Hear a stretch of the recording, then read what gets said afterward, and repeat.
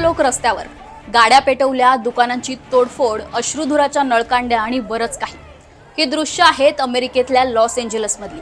Social मीडियावर तुम्ही याविषयीचे अनेक व्हिडिओ पाहिले असतील. त्यातला एक व्हिडिओ सर्वात जास्त व्हायरल होतोय.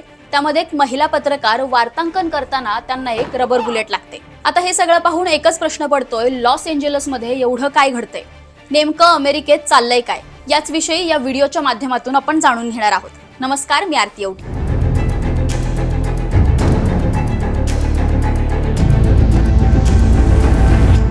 अमेरिकेचे राष्ट्राध्यक्ष डोनाल्ड ट्रम्प यांनी दुसऱ्यांदा अमेरिकेची सूत्र हाती घेतल्यानंतर बेकायदा स्थलांतराविरोधात कठोर भूमिका घेतली आहे. यापूर्वी लाखो बेकायदा स्थलांतरितांना अमेरिकेतून त्यांना मायदेशी पाठवण्यात आलेलं. ट्रम्प यांच्या या हद्दपार धोरणांतर्गत लॉस एंजेलिसमध्ये बेकायदेशीर स्थलांतरावर छापे टाकण्यात आले. इमिग्रेशन कस्टम एन्फोर्समेंट म्हणजे ICEचे अधिकारी छापे टाकतात असं समजलं आणि त्यानंतर त्याला विरोध करत निदर्शने सुरू झाली. ही निदर्शने 8 जूनला हिंसक रूपात पेटली. एकीकडे बाटल्या फेकल्या गेल्या, कार पेटवली गेली, परिस्थिती हाताबाहेर जाऊ लागली. त्यानंतर इमिग्रेशन विभागानं अनेक बेकायदेशीर स्थलांतरितांना ताब्यात घेतलं.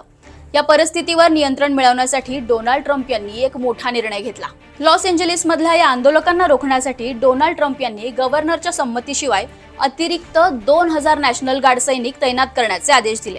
नॅशनल गार्ड तैनात झाल्यानंतर परिस्थिती तर आणखीच चिघळली. आंदोलक आणखी आक्रमक झाले. आधीच त्या ठिकाणी 700 मरीन सैनिक तैनात करण्यात आले होते.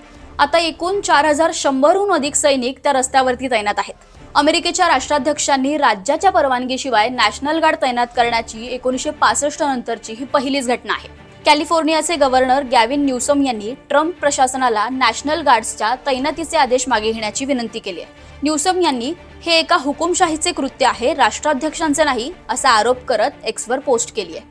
तुम्हाला लॉस एंजेलिसमधल्या या परिस्थितीबद्दल काय वाटतं? आम्हाला कमेंटमध्ये सांगा आणि अशाच माहितीपूर्ण व्हिडिओसाठी न्यूज 18 लोकमतला फॉलो करा.